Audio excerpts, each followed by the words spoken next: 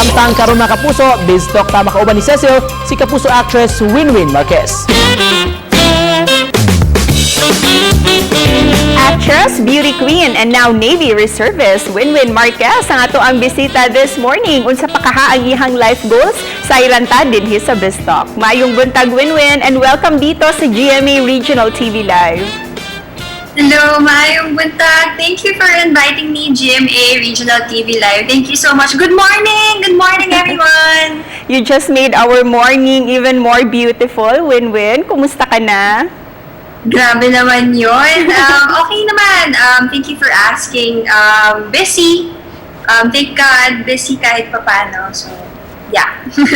Congratulations for being elected as president sa batch nyo sa basic military training. Kwentuhan mo naman kami, how was the whole training? Ano yung mga fun part and ano din yung mga most challenging part? Tuwing sinasabi pa rin sa akin na president ako, hindi pa rin ako makapaniwala. Nagki-cringe pa rin ako kasi my batch is very diverse. We have doctors, we have professors, we have from corporate. So, iba-ibang age din yun from as young as 22, 21, I'm not so sure, hanggang 40 plus, meron kami magkakasama. And what I'm doing is the Basic Citizen Military Course. And yun nga, we have been training with the military, with the Navy, and I'm very lucky na kahit papano, nag-iiba yung perspective ko sa life. And yung discipline ko, siguro kung dati 100%, ngayon nasa mga 200% na siya ngayon. I've been learning a lot of things. I've been learning how I can protect my family, how I can protect other people in times of emergency, how I can do civil military operations, humanitarian projects. So it's not about war, it's not about barilan or anything. I hope people take that off their minds. It's more of how helping other people in times of emergency. From being an actress, a beauty queen, to Navy Reservist, you're one of the few women talaga who broke barriers and entered into a man's world, Winwin. How has this experience changed you? I am more confident about myself. I'm going to graduate this November already, and eventually I will join under the Marines. Girls are strong. They're not strong for a girl. So, they can do amazing things. Sana wag nila limitahan yung sarili nila.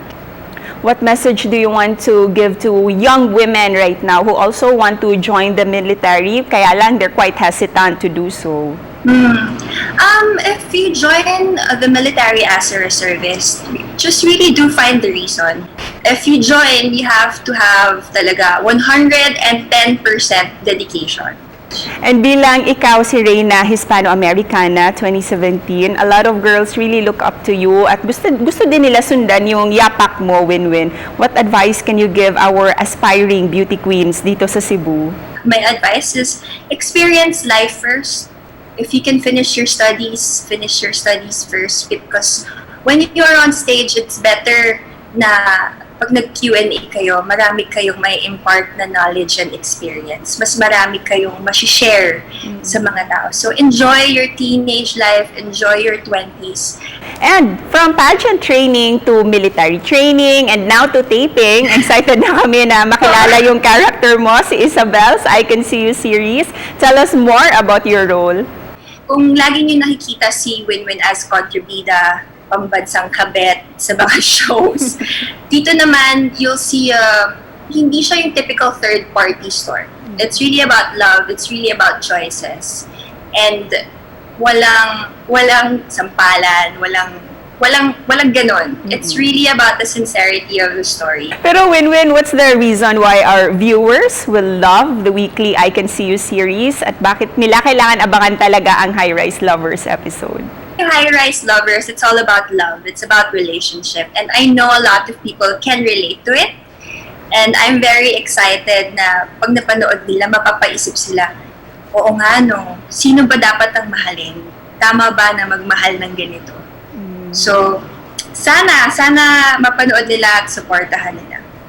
And before we end the interview, Winwin, ano yung mensahe mo para sa lahat ng mga viewers natin dito sa Cebu at sa buong Visayas? Simple lang ang message ko. Please stay safe and healthy. Sana lahat tayo maging healthy. Sana lahat tayo will hold on to hope na matatapos din lahat to. Daghang salamat, Winwin. Isa ka talagang #goals, Winwin. Thank you so much for grabe, joining thank you us. so much. Thank you. Thank Ingat you. ka. Thank you.